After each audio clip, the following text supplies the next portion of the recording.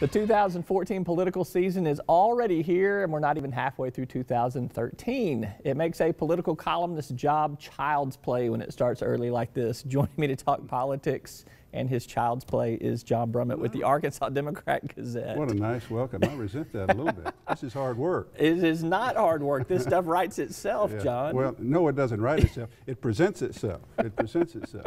You still need the writer. You have been writing plenty about the 2014 U.S. Senate race, Mark Pryor versus an unknown at this point in time, albeit it's going to be Tom Cotton. I want to pull up a graphic here of something that you wrote in a column just this week. I hate this. Because he stands for re-election next year as a Democrat in a state that has gone as Republican as Oklahoma and Alabama, U.S. Senator Mark Pryor is finding it necessary to say silly things. He's basically, that was in response to his assertion that his vote for Obamacare has been vindicated by the Republican private option. Yes. You say that dog won't hunt. No, what he voted for, which I'm one of the 4 or 5 people in the state who appreciate that he voted for it, would have mandated an expansion of Medicaid at full federal expense, would have penalized states severely that didn't do it, would have had a penalty on employers whose workers had to go into the new health exchange. He voted for that. What these young Republicans came up with in the state legislative session, which I came pretty much to fully embrace, almost as much as I did what Pryor did initially, was to revise that, to change it. We're not expanding Medicaid. We're using the money for a private option with all sorts of conservative principles. And we did it, the Republicans did it to avoid the employer penalty for those people going into the exchange of a low income. That was what he voted for. I have no problem with what he voted for. I have no problem with what the Republicans did. I just find it, for a Democratic United States Senator, at the end of his second term, to be looking for cover from Arkansas Republican state legislators, it's just kind of, I hate to use the word pitiful, but it's the one that occurs to me. What would you propose Mark Pryor's strategy be? To own the vote, to own the program, and go out and trumpet it? I don't think he has any choice. He voted for it, did he not? I had him on our Capitol show last week, and he stood by the vote for sure. That's what he's got to do. I mean, he may get beaten up over it. It may be the wrong thing to do, but the age of the centrist straddle, the finesse, where you are sort of center-left in your heart, but you appeal to conservative Arkansans to be a moderate centrist Democrat and get elected, I think those days are over. I mean, there's no room for a centrist anymore in national politics. There's no room for a centrist anymore, certainly in this new Arkansas. He's going to get beaten up over it anyway, along with everything else. I've never seen anybody get beaten up from so many sides on so many things. So yes, own it, and I'm glad to hear that he is owning it, owning the vote and explaining it. But the way to own it is not to run for the skirts of David Sanders and John Burris and say they liked it too. I find that. I didn't like it. You mentioned that he has been getting beaten up. Right. He's been beaten up by on that particular comment and the way that has responded. He's been beaten up on his vote on the gun control issue, particularly from Mayor Bloomberg and the mayors against illegal guns. He's been beaten up from the right, from some Tea Party activists on everything from the stimulus to. And I heard an radio ad just the other day with the gun owners defending him and thanking him for his vote, and call him and thank him for his vote. So he's on. He appears to be on every side of every issue because he's being attacked on every side of it. How does a voter, a year and a half out, cut through all that clutter? It's almost impossible, isn't it? It is impossible to cut through the clutter unless you make a general conclusion, which I heard my mother say just the other day. She said, "This Mark Pryor sure is in trouble, isn't he?" Because he seems to be.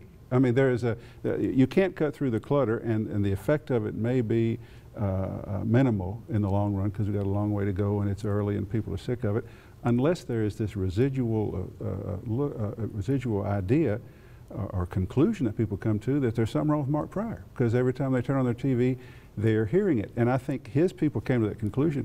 There's a little void out there for our side. We have to spend a little money right now and respond. I thought his response ad was not all that good, but at least it's something. I think the danger to him now is just sort of this residual damage of these assaults that he's constantly under, unlike anything we've ever had in Arkansas politics. And it is going to happen more. I mean, here we are in early June of 2013, and there's really no end in sight. Another independent expenditure group can come in and take him up on another issue. We got immigration reform coming up. You've got a farm bill vote coming. There are other issues that are going to come up.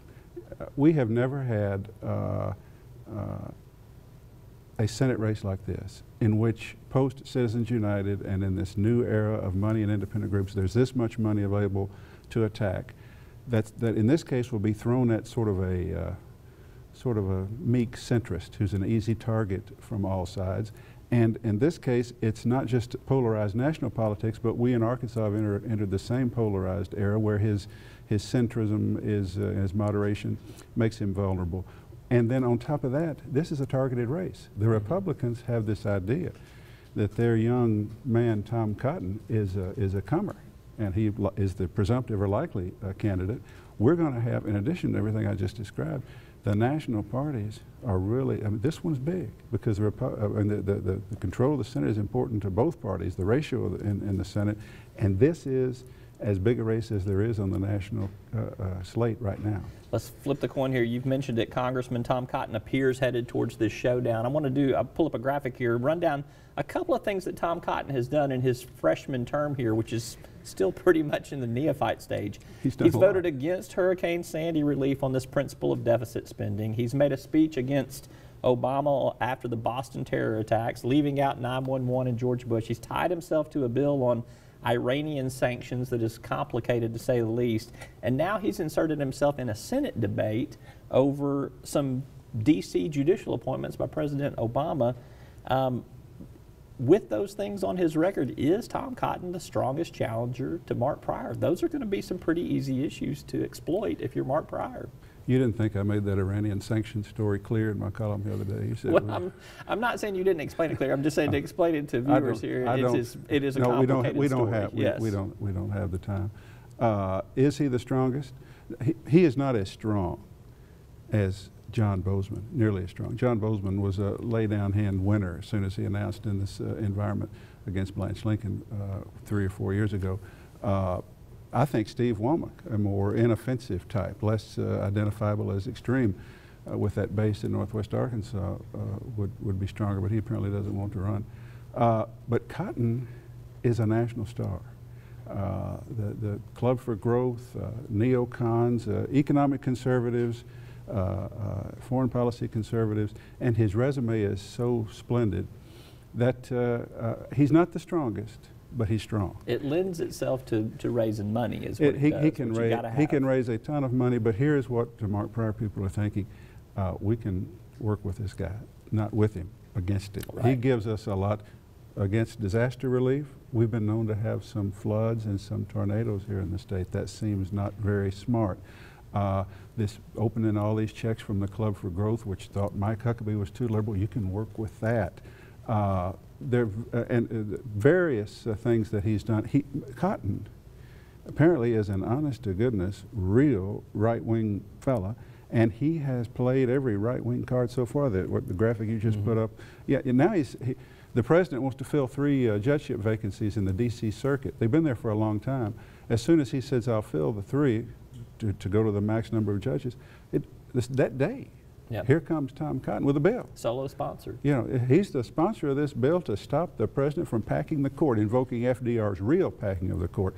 He is not missing a play of a card as I think, an extreme right-wing alternative that he and I think the Republicans think the state's ready for. But Pryor has a lot to work with against Tom Cotton. And I think Tom Cotton did not have a very difficult challenge last election cycle in the primary or the general election, and it's going to be a different play here. We got less than 30 seconds left. I want to real quickly, Martha Schaffner indicted on 14 counts this past week for basically receiving cash in her apple pie. If I were going to bribe you, what kind of pie would I need to send it in? You know, I had at Christmas time once a pumpkin chiffon cheesecake. It's a real light pumpkin. It's a real light pumpkin pie, but it has this what do you call it? Meringue folded into it. Really, I'm telling you. And you just need some cash folded into it too. Well, you know, you might get some bond business out of a pumpkin chiffon cake. He's John Brummett with the Arkansas Democrat-Gazette. I know what I'm getting you for Christmas this year. Yeah, I like chocolate pie, by the way. So, I'm Roby Brock. We are back to wrap up right after this word from our sponsors.